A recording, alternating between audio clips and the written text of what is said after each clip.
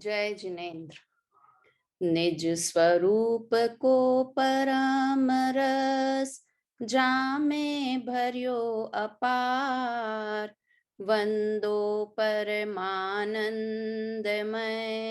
समय सार अविकार।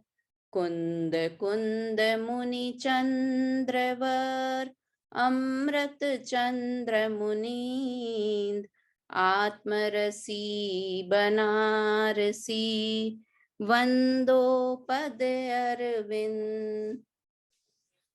पंडित बनारसी दास जी कृत नाटक समयसार ग्रंथ पर हम चर्चा कर रहे हैं और आज हमारा पाप पुण्य एकत्व द्वार का अंतिम छंद आज चलना है। 16 छंद थे इस द्वार में और हमारी 15 तक की चर्चा हो गई।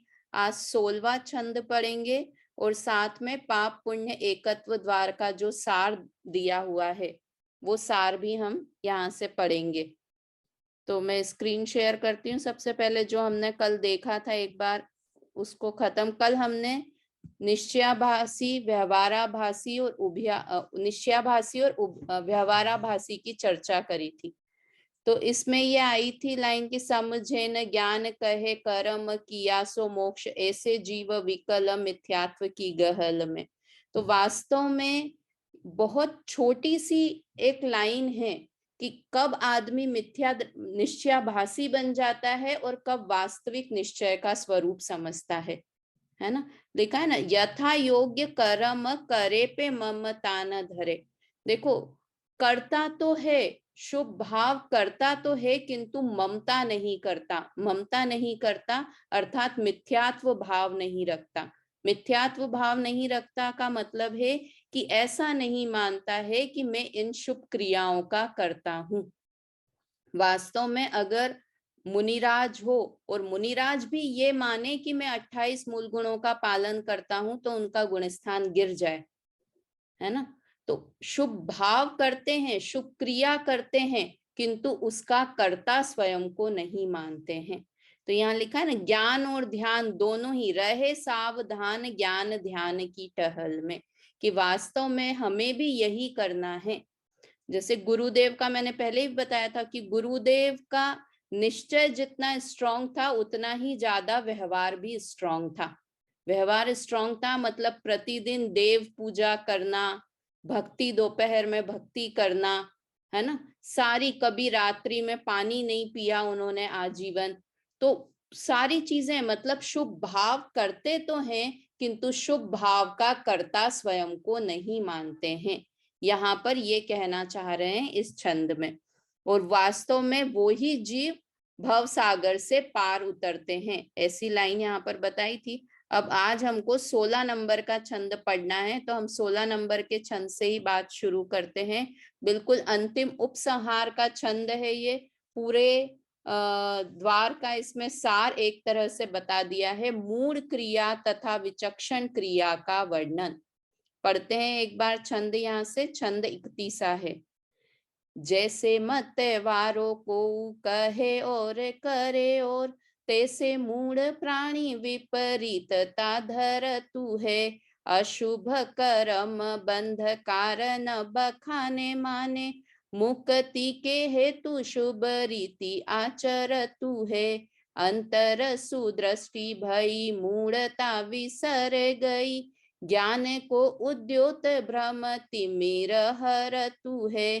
करनी सो भिन्न रहे आत्मा स्वरूप गहे, अनुभव आरंभी रस कौतुक करतु है। क्या लिखा?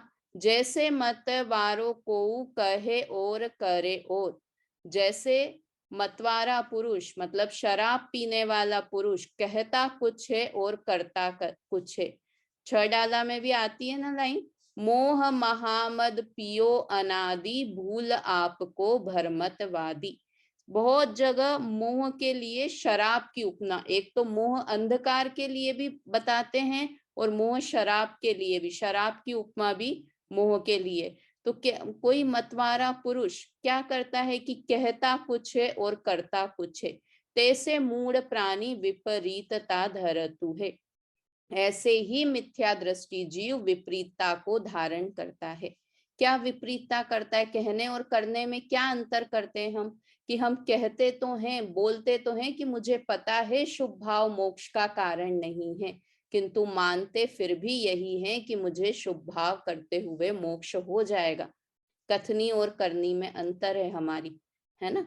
कि हम मानते वही हैं जो हमें मिथ्यात्व ऐसा रोग है कि जो हमें सही मानने ही नहीं देता। हमारी जो अनादि की मिथ्या मान्यता है, पूरा द्वार हमने पढ़ लिया, किंतु अभी भी हमारी मान्यता वास्तव में समझें तो सुधरी नहीं है कि शुभ भाव से मुझे सम्यक दर्शन की, मोक्ष की प्राप्ति नहीं होगी, है ना?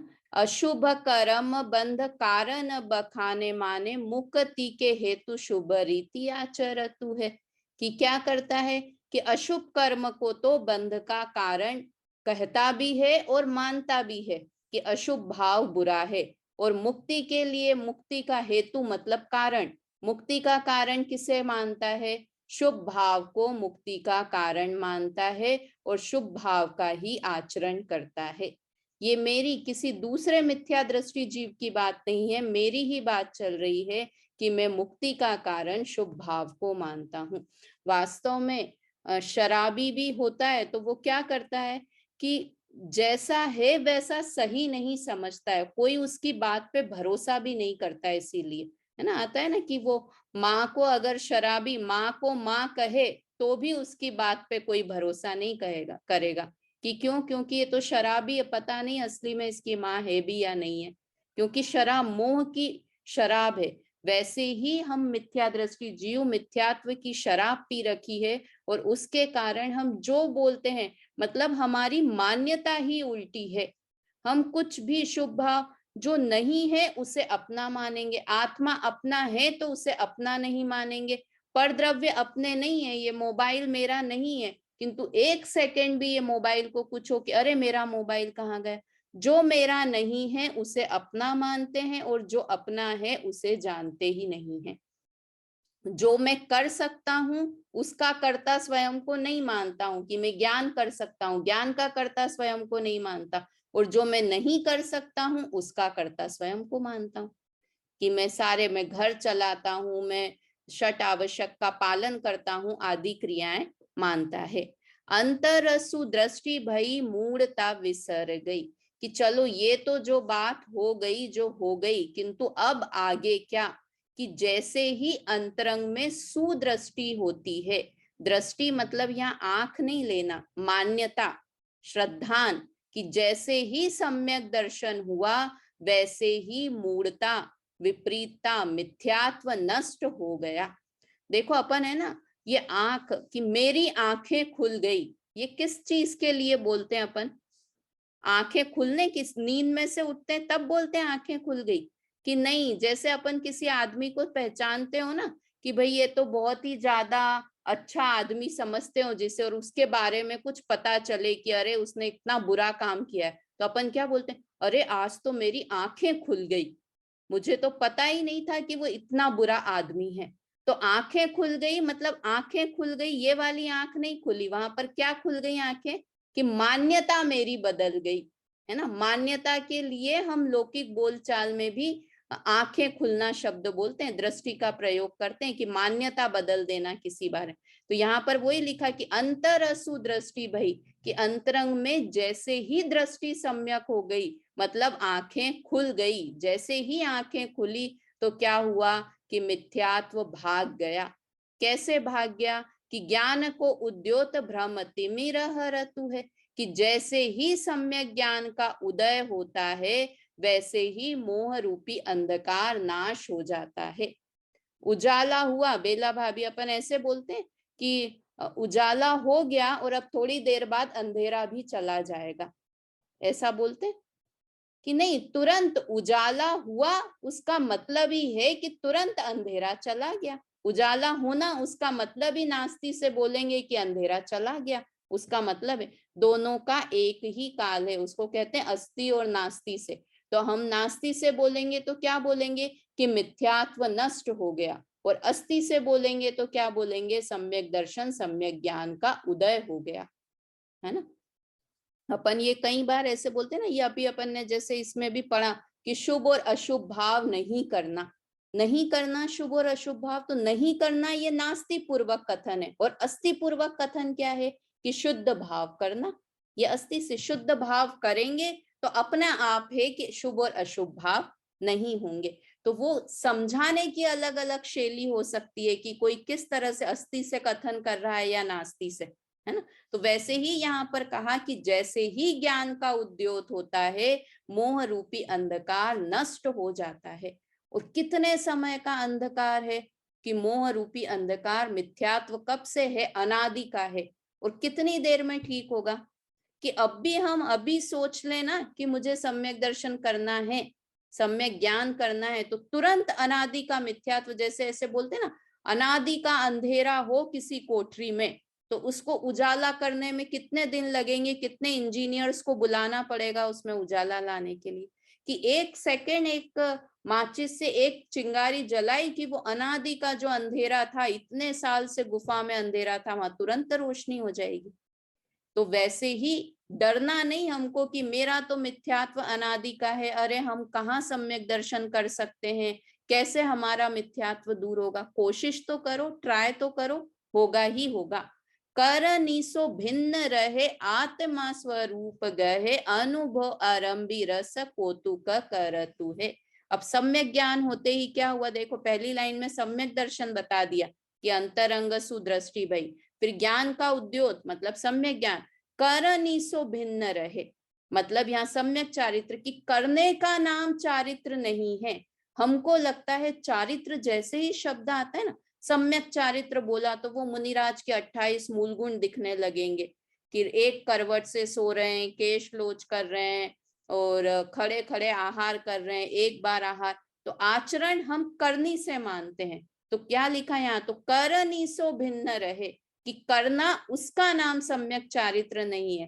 क्या है, आत्म स्वरूप गए, कि अपने आत्म स्वरूप में स्थिर हो जाना, रह जाना, उसका नाम सम्यक चारित्र है।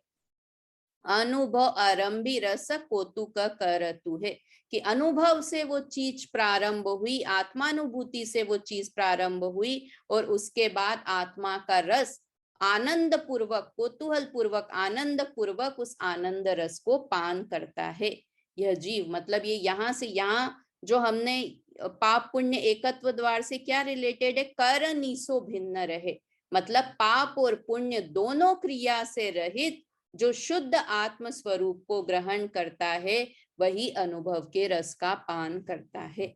तो इस तरह से ये हमारा 16 छंद तक हुआ।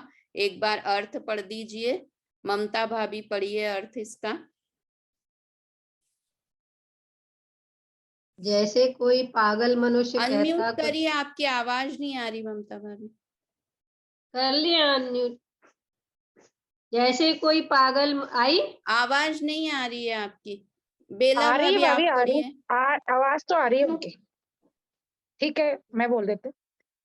जैसे कोई पागल नहीं, मेरे मनुष्य ख्याल से कहता 1 मिनट में यहाँ से अनम्यूट करती हूँ।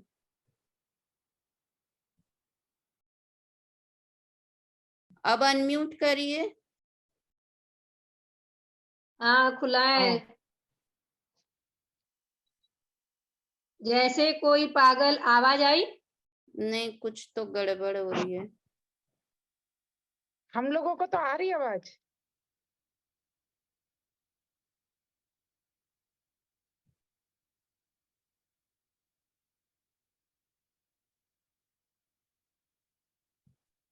चलिए मैं ही पढ़ती हूँ, पता नहीं क्या दिक्कत हो रही है, आवाज नहीं आ रही है आपकी। जैसे कोई पागल मनुष्य कहता कुछ और करता कुछ और है, कुछ है, उसी प्रकार मिथ्या दृष्टि जीव में विपरीत भाव रहता है। वह अशुभ कर्म को बंध का कारण समझता है और मुक्ति के लिए शुभ आचरण करता है, पर सच्चा श्रद्धान होने पर अज्ञान नष्ट होने से ज्ञान का प्रकाश मिथ्या अंधकार को दूर करता है और क्रिया से विरक्त होकर आत्म स्वरूप को ग्रहण करके अनुभव धारण कर परम रस में आनंद करता है। तो वास्तव में ऐसी दशा हमारी भी हो, हम भी उस परम आनंद को पान करें। ऐसा इस पूरे द्वार का सार था। अब ये चौथे अधिकार का सार, इसको एक बार अपन यहाँ से देख लेते हैं कि पूरे अधिकार में हमने क्या क्या पढ़ा, पूरे द्वार में क्या क्या हमने पढ़ा, उसकी चर्चा यहाँ से कर लेते हैं। जिसका बंध विशुद्ध भावों से होता है वह पुण्य, और जिसका भाव बंध संक्लिष्ट भावों से होता है वह पाप है। विशुद्ध भावों से अब आगे बताएंगे कि विशुद्ध भाव कौन कौन से होते हैं। प्रशस्त राग, अनुकंपा, कलुषता रहित भाव, अरहंत आदि पंच परमेष्टि की भक्ति, व्रत, संयम, शील, दान, मंद कषाय आदि विशुद्ध भाव पुण्य बंध के कारण हैं। देखो ये समझ में आया, प्रशस्त राग लिखा है ना।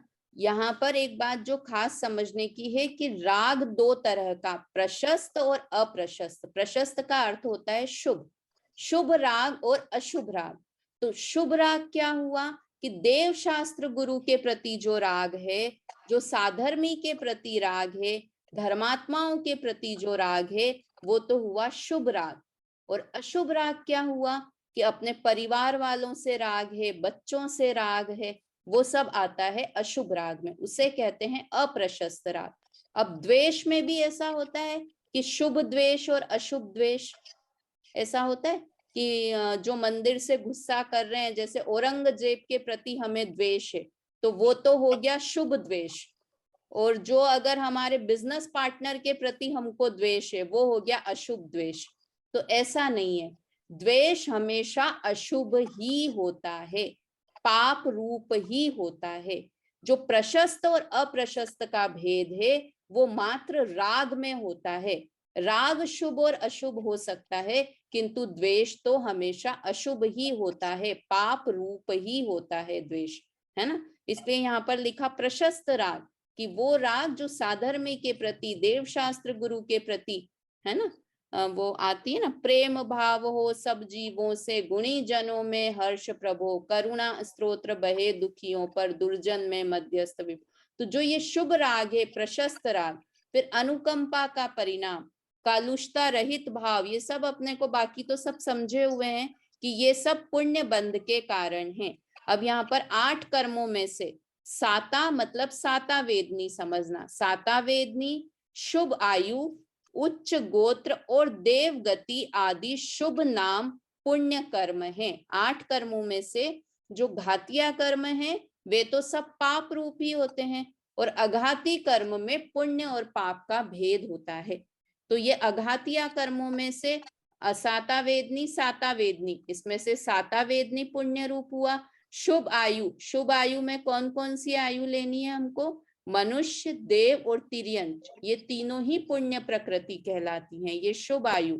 फिर नीच गोत्र और उच्च गोत्र में से उच्च गोत्र और देव गति आदि शुभ नाम, जो नाम कर्म की प्रकृतियां हैं, इसमें जो वो आती है ना गति में, जैसे नाम कर्म के कारण जो शरीर मिला, तो तिर्यंच गति है वो तो पाप में जाती है, और तिर्यंच आयु है वो पुण्य प्रकृति में जाती है। अनीता आंटी समझ में आ रहा है, राजेश आंटी, कि जो शुभ तिर्यंच आयु है वो शुभ आयु है, और जो तिर्यंच गति है जो नाम कर्म के कारण होती है ना, तिर्यंच गति वो नाम कर्म के कारण से होती है, तो वो है वो अशुभ, वो अशुभ पाप प्रकृति में जाती है वो, है ना। तो ये सब पुण्य कर्म है। अब यहाँ पर पाप कौन कौन से भाव हैं, जो किन भावों से पाप होता है, कि प्रमाद सहित प्रवृत्ति, चित्त की कलुषता, विषयों की लोलुपता, दूसरों को संताप देना, दूसरों का अपवाद करना, आहार परिग्रह भय मैथुन, ये 4 संज्ञाएं होती है ना, आहार संज्ञा, परिग्रह, भय संज्ञा, मैथुन संज्ञा, ये चारों संज्ञा, 3 कुज्ञान, आर्त रौद्र ध्यान, मिथ्यात्व, अप्रशस्त राग, देखो ऊपर प्रशस्त राग आया था पुण्य भाव में, और यहाँ पर लिखा अप्रशस्त राग, द्वेष, द्वेष पूरा का पूरा इसी में ही लिखा, अव्रत का भाव, असंयम, बहुत आरंभ, दुख, शोक, ताप, आक्रंदन, योग वक्रता, आत्म प्रशंसा, मूढ़ता, अनायतन, तीव्र कषाय आदि संक्लिष्ट भाव हैं, पाप बंध के कारण हैं। ये सब पाप बंध के कारण है। देखो हम है ना वास्तव में तो पाप को भी अच्छी तरह से नहीं समझते। हम क्या कहते हैं, अरे हम तो पाप करते ही नहीं है। क्या नहीं करते हैं कि दूसरों को सताते नहीं है, दूसरों को अपवाद। आज की यंग जनरेशन से बात करो ना तो वो तो ये बहुत बोलती है कि हम तो बिल्कुल पाप के काम नहीं करते हैं, कुछ भी किसी को। आजकल ऐसे होगा ना, किसी से मतलब ही नहीं है। अपन पुराने लोग तो फिर भी किसी की बुराई कर दो, किंतु आजकल के यंग बच्चे ना किसी की बुराई नहीं करते, बिल्कुल बुराई उनको पसंद ही नहीं। दूसरों से क्या मतलब है, उसकी लाइफ है, उसको जीने दो। तो इसका मतलब वो पाप भाव नहीं करते हैं। कि देखो, प्रमाद सहित प्रवृत्ति और विषयों की लोलुपता, ये पाप के कारण है। विषयों की लोलुपता अति में है ना बच्चों में। प्रमाद प्रवृत्ति अति में है, तो भले दूसरों को दुख नहीं देना ये नहीं है, किंतु विषयों में अधिक लोलुपता। मुझे ऐसे कहीं मिलते हैं कि हमारे पहचान वाले, तो वो यही कहते हैं कि आप लोग इतना ज्यादा धर्म करते हो, रात में नहीं खाते हो, आलू नहीं खाते हो, ये सब करते हो, पर दूसरे पाप कितने करते हो, बुराई भलाई वो सब करते हो। हम अच्छे हैं, हम तो अपनी 9 to 5 की जॉब करते हैं, किसी की बुराई भलाई नहीं, तो हमको तो पाप वाप नहीं लगता है। बस ठीक है, रात में खाना खाते हैं, आलू खाते हैं तो। किंतु वो अधिक पैसा कमाने की परिग्रह संज्ञा, और अधिक पैसा और अधिक पैसा, विषयों की लोलुपता, यहाँ घूमने जाना है, इंडिया में ही नहीं घूमना है, बाहर भी जाना है। खाना सिर्फ इंडियन ही नहीं खाना है। अपने तो कैसा था कि इंडियन खाना खाते थे, कभी कुछ अच्छा खाने को मन किया तो साउथ इंडिया की चीजें खा ली, कि इडली डोसा खा लिया तो भैया आज पार्टी हो गई। अब विषयों की लोलुपता कितनी बढ़ गई है कि इडली डोसे से नहीं, अब कॉन्टिनेंटल फूड चाहिए। कौन सा कॉन्टिनेंटल फूड, कि इटली का भी चाहिए, मैक्सिकन खाना भी खाना है, इटालियन खाना भी खाना है, चाइनीज खाना भी खाना है। तो ये सब क्या बताता है, विषयों की लोलुपता। तो पाप विषयों की लोलुपता भी पाप है ना। अपने को अभी कम साड़ियों में संतोष जितनी है, किंतु और अधिक ज्वेलरी हो और अधिक साड़ियों हो, तो ये विषयों की लोलुपता है ना। दिन भर पूरे समय खाने के बारे में सोचते रहना, ये बना लें आज, ये बना लें, ये कर लें, तो ये विषयों की लोलुपता। ये सब पाप बंध के कारण है। ये तो अपनी बात चली, क्योंकि आजकल अपन पाप की तो बात ही नहीं करते हैं। अब अपन ऊंचा लेवल हो गया है, ऊंचा ग्रंथ पढ़ रहे हैं तो पुण्य की बात तो कर रहे हैं, पुण्य है, किंतु पाप तो वास्तव में महाहेय है। वो तो ये समझ के कि हम इतने ऊंचे लेवल पे आ गए हैं तो ये सब चीजें नहीं करते होंगे। अब देखो यहाँ आगे लिखा, ज्ञानावर्णी, दर्शनावर्णी, असाता, मोहनीय न, ये चारों तो वो हो गए, और अंतराय ये तो घातिया कर्म, और उसके अलावा नरकायु, पशु गति, अशुभ नाम, नीच गोत्र, ये सब पाप कर्म हैं। ठीक है, अब इसके आगे, ये तो बेसिक चीज बताई यहाँ पर, इसके आगे पढ़ते हैं। और आज आप लोगों का पता नहीं क्यों म्यूट अनम्यूट नहीं हो पा रहा मेरे से। अशुभ परिणति और शुभ परिणति दोनों आत्मा के विवाह। हाँ पढ़िए बेला भाभी, देखो आप एक बार अनम्यूट करके। आवाज आ रही है? आवाज आई? आ रही है तो आ रही है, हमें तो आ रही है। मुझे नहीं आ रही आवाज। सबको आ रही है, आपको ही नहीं आ रही है। मेरी तरफ से कुछ गड़बड़ है, पता नहीं क्या गड़बड़ है, मेरे को भी समझ नहीं आ रहा है, बच्चे भी है नहीं। चलिए मैं पढ़ती हूँ। मुझे आप लोगों को आ रही है बेला भाभी की आवाज? हाँ हाँ, हम लोगों को आ रही है। अच्छा, मेरे आ को रही है, नहीं आ पा रही है यहाँ पर आवाज। यहाँ पर कहीं मुझे दिख भी नहीं रहा है साइन भी। ठीक है चलिए पढ़ते हैं। अशुभ परिणति और शुभ परिणति दोनों आत्मा के विभाव हैं और आश्रव बंध रूप है, संवर निर्जरा के कारण नहीं है। जो इस पूरे द्वार का सार है वो इन 2 लाइन में ले दिया कि शुभ परिणति हो या अशुभ हो, दोनों आत्मा के विभाव हैं और आश्रव बंध का कारण है, संवर निर्जरा के कारण नहीं है। इसलिए दोनों ही मुक्ति के मार्ग में घातक होने से पाप और पुण्य दोनों एक ही हैं। यद्यपि दोनों के कारण, रस, स्वभाव और फल में अंतर है। ये शिष्य ने प्रश्न किया था, जो अपन ने पहले प्रश्न का, कारण रस स्वभाव फल न्यारे, एक अनिष्ट लगे इक प्यारे, ऐसा शिष्य ने प्रश्न किया था ना, कि फल में अंतर है। पुण्य प्रिय और पाप अप्रिय लगता है। तो भी सोने की बेड़ी और लोहे की बेड़ी के समान दोनों ही जीव को संसार में संसरण कराने वाले हैं। ये सब, ये जो अपन सारी चीजें पढ़ के आए हैं, है ना, चांडालनी के पुत्र हैं दोनों ही, पुण्य और पाप दोनों ही चांडालनी के पुत्र जैसे हैं, एक से हैं। एक शुभोपयोग और दूसरा अशुभोपयोग। शुद्धोपयोग तो कोई भी नहीं है। तीन उपयोग में से शुभ और अशुभ दोनों अशुद्ध भाव में ही है, शुद्धोपयोग तो कुछ भी नहीं है। इससे मोक्ष मार्ग में दोनों की सराहना नहीं है, दोनों ही हेय है, दोनों आत्मा के विभाव भाव हैं, स्वभाव नहीं है।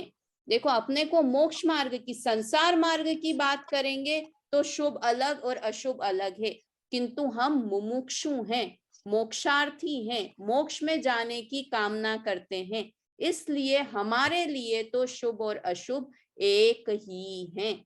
समझ में आई? क्योंकि मोक्ष मार्ग की तरफ से बात है, वास्तव में तो नाम अलग अलग हैं, तो दो अलग अलग चीजें तो हैं, पाप अलग और पुण्य अलग, किंतु मोक्ष मार्ग में दोनों की कैटेगरी एक ही है, दोनों हेय ही हैं, विभाव हैं, स्वभाव नहीं है, दोनों पुद्गल जनित है। इस पे भी हमने बहुत अच्छे से चर्चा की थी कि क्यों है पुद्गल जनित, क्योंकि अज्ञान उपादान कारण से मानेंगे तो अज्ञान के कारण होते हैं, और निमित्त से मानेंगे तो पूर्व कर्म के उदय से होते हैं शुभ और अशुभ भाव।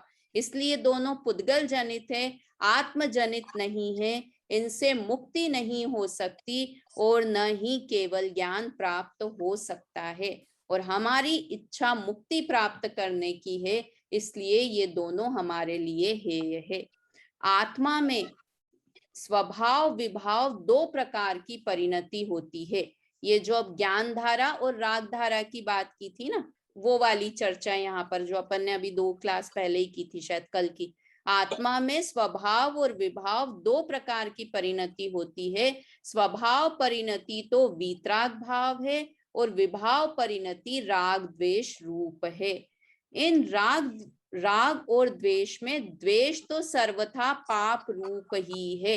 अभी अपन ने पढ़ा ना कि द्वेष में प्रशस्त और अप्रशस्त का भेद नहीं है, द्वेष तो पाप रूप ही होता है, परंतु राग प्रशस्त और अप्रशस्त के भेद से दो प्रकार का है, शुभ राग और अशुभ राग। अपन ने अभी देख लिया इस चीज को। जो प्रशस्त राग पुण्य है और अप्रशस्त राग पाप है।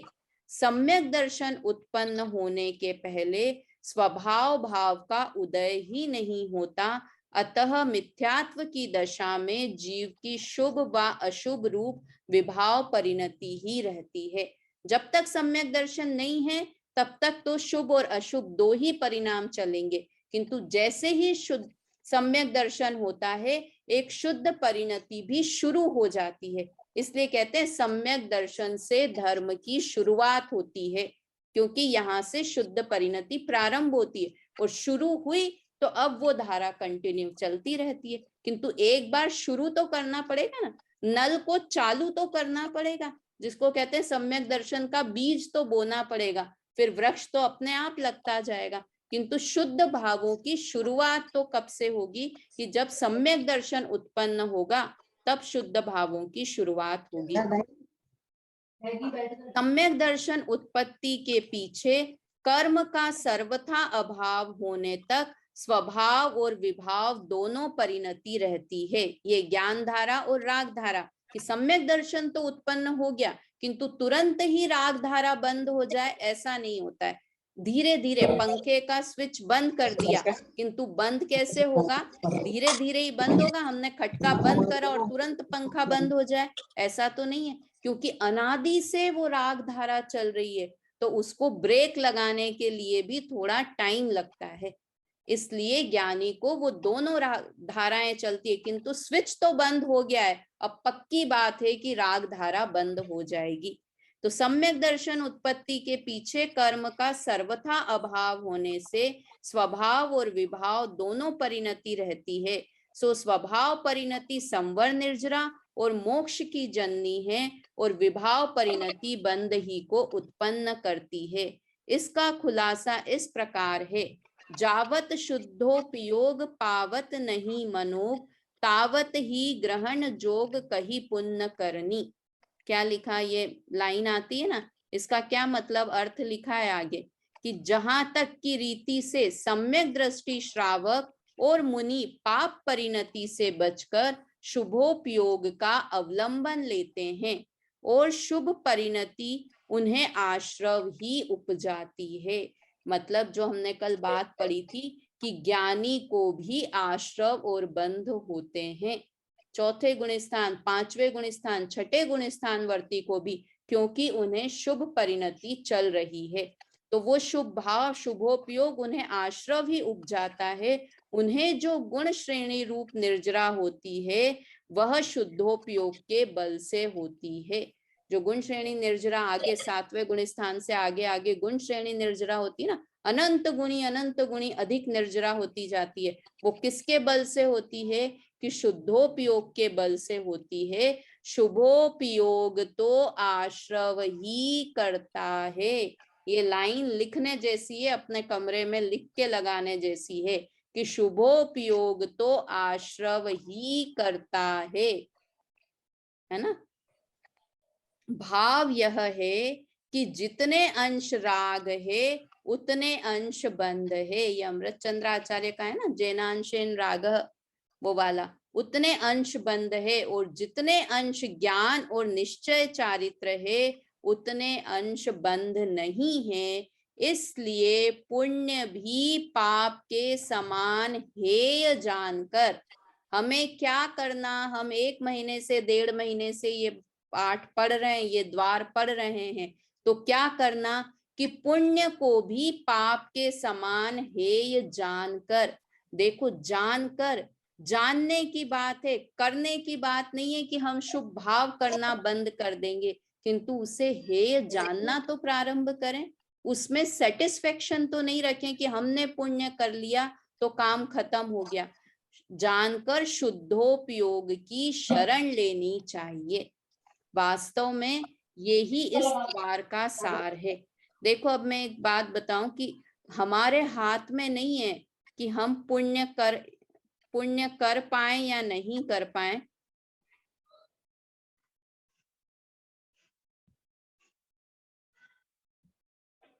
ये हमारे हाथ में नहीं है कि हम शुभ भाव कर पाए या नहीं कर पाए, किंतु क्या हमारे हाथ में है कि हम वास्तव में ये कर सकते हैं। क्योंकि ये तो पूर्व, अभी हमने पढ़ा ना, शुभ की उत्पत्ति कैसे होती है कि पूर्व कर्म के उदय से होते हैं शुभ भाव। हम सोचते हैं हमने आज पूजा का परिणाम किया, आज हमने स्वाध्याय का भाव किया, तो हमारे करने से नहीं हो रहा है। वो किस लिए हो रहा है कि पूर्व कर्म का उदय ऐसा था कि हम शुभ भाव करेंगे तो होगा। किंतु हम क्या कर सकते हैं कि जब शुभ भाव हो रहे हैं उस समय में भी ये मान्यता रख सकते हैं कि इन शुभ भावों का कर्ता मैं नहीं हूं, है ना। ये शुभ भाव पूर्व कर्म के कारण, कर्म जैसा नाच नचा रहा है ना वैसा मैं नाच रहा हूं, मैं इनका कर्ता नहीं हूं। और दूसरी बात कि ये शुभ भाव मुझे मोक्ष का कारण नहीं है, ये शुभ भाव से मुझे मोक्ष की प्राप्ति नहीं होगी। अगर ये 2 बातें हमने समझ ली ना, तो वास्तव में हमने ये द्वार अच्छे से समझ लिया, है ना। 2 बात समझनी है इस द्वार में पूरे में कि पहली, शुभ भावों का कर्ता मैं नहीं हूं, है ना। और जो शुभ के फल आते हैं, जो शुभ भाव का फल पुण्य आया, उसका भोक्ता भी मैं नहीं हूं। शुभ भावों का कर्ता मैं नहीं हूं, शुभ भावों के फल का भोक्ता भी मैं नहीं हूं। और तीसरा, शुभ भाव मुक्ति का कारण नहीं है और मुझे तो मुक्ति प्राप्त करनी है, इसलिए मेरे लिए ये शुभ भाव हेय हैं। ठीक है, तो इस तरह से ये हमारा हुआ। अब मैं जो अपन ने शुरू से जो ये 16 छंद पढ़े उसमें 3 प्रश्नों के उत्तर हमने पढ़े थे। तो अपन मैं कोशिश करती हूँ कि मुझे आवाज आ जाए। ये क्यों मुझे आवाज नहीं आ रही है समझ में नहीं आ रहा है। कि अपन ने पहला प्रश्न पढ़ा था कि अभी नहीं आ रही आवाज। शुभ और अशुभ भाव एक क्यों है। शिष्य का प्रश्न था पहला कि मुझे तो शुभ और अशुभ अलग अलग लगते हैं, कारण रस स्वभाव फल भिन्न भिन्न लगते हैं, किंतु वो दोनों एक क्यों हैं? उसका उत्तर, पहला प्रश्न हमने इससे रिलेटेड पढ़ा था, इसका उत्तर क्या था? बेला भाभी बताइए इसका उत्तर क्या था? आप बोलो, दूसरे लोग तो सुनेंगे।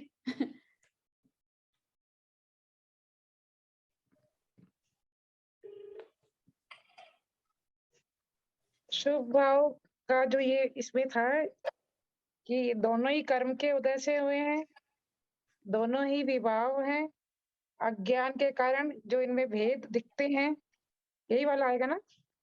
दोनों ही की गति संसार रूप है। सही है क्या? ममता भी हाँ सही है?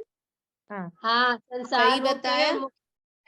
हाँ हाँ, तो ये पहले प्रश्न का तो ये उत्तर था। दूसरा प्रश्न हमने एक पढ़ा था कि अगर, दूसरा प्रश्न क्या पढ़ा था हमने?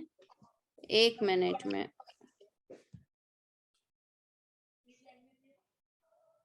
मैं तो जा रही हूँ बात कर। ये तो मेरा बातें बंद कर दी। वो तो बंद कर जुड़ा नहीं। हाँ, दूसरा प्रश्न क्या था अनीता आंटी? क्या पढ़ा था दूसरा प्रश्न हमने? अनीता आंटी बताइए, अनम्यूट करिए अपने को। ममता भाभी आप बताइए। प्रश्न मुझे नहीं पता। अच्छा, दूसरा प्रश्न था कि ज्ञानी शुभ भाव क्यों करते हैं? जब शुभ भाव है करने लायक नहीं है, तो ज्ञानी शुभ भाव क्यों करते हैं? दूसरा प्रश्न ये था, और इसका उत्तर क्या था बेला भाभी?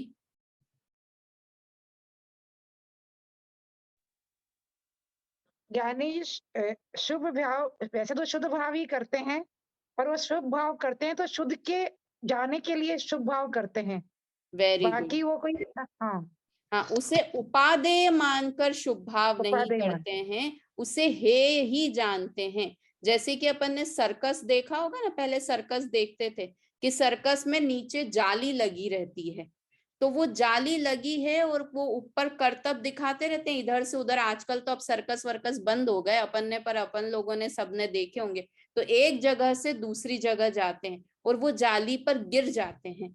तो जाली इसलिए लगाई थी कि वो गिर जाएं, या जाली पे गिरने में उन्हें मजा आता है? कि नहीं, वो तो इसलिए है कि वो धड़ाम से जमीन पे नहीं गिर जाएं। जमीन पे गिर जाएंगे तो हाथ पैर ही टूट जाएंगे। तो वैसे ही वो शुभ भाव रूप जाली पर तो आते हैं। अगर शुभ भाव की जाली पर नहीं आए ना, तो अशुभ भाव में जाएंगे और फिर नरक निगोद में ही चले जाएंगे। तो इसलिए अशुभ से बचने के लिए शुभ की जाली पर आते हैं, किंतु वो उसे उपादेय नहीं मानते हैं। फिर तीसरा एक और प्रश्न था कि शुभ भाव को शुद्ध भाव क्यों नहीं कह दिया?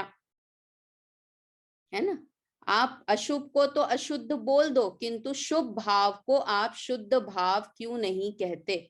इसका उत्तर ममता भाभी पता है इसका उत्तर क्या था? शुद्ध भाव में तो राग द्वेष से रहती परिणति, और शुभ भाव में तो दोनों ही परिणति होती है राग द्वेष की। नहीं, एक और बहुत अच्छी लाइन आई थी। बड़ी मम्मी भी आज मेरी ज्वाइन हुई है। बड़ी मम्मी, आपको पता है काकी साहब, राजेश आंटी, किसी को और को इसका उत्तर पता है? बताएं, जो भी बता सकता है कि शुभ भाव को शुद्ध भाव क्यों नहीं कह सकते? टाइम खत्म होने वाला है, जल्दी बताएं जो भी बता रहे। हाँ बेला भाभी बताइए। शुभ भाव को शुद्ध भाव इसलिए नहीं कहते, शुभ भाव भी क्रिया है और क्रिया नहीं होती है शुद्ध भाव में, कोई भी क्रिया नहीं। एक लाइन बहुत अच्छी आई थी कि योग और योग चंचल रहता है। हाँ, ये भी है सही ना, है। चलो, ये वाली लाइन आई थी ना, मुझे अब वो छंद में निकाल नहीं रही हूँ, अपना टाइम खत्म हो गया तब तक की। 12 नंबर छंद है। 12 नंबर छंद है कि योग और उपयोग चंचल रहता है, इसलिए हम उसे जब भी शुभ भाव करेंगे तो हमारे मन वचन काय की चंचलता रहेगी। अपन ने पूरा डिटेल में पढ़ा था कि मन वचन काय कैसे चंचल, तो योग भी चंचल है और उपयोग भी चंचल है, और चंचलता कभी भी शुद्ध भाव नहीं हो सकती।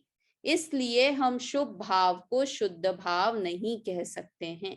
तो ये 3 तरह के प्रश्न मतलब बनारसी दास जी ने बहुत अच्छे तरीके से, बहुत सरलता पूर्वक हमें पाप पुण्य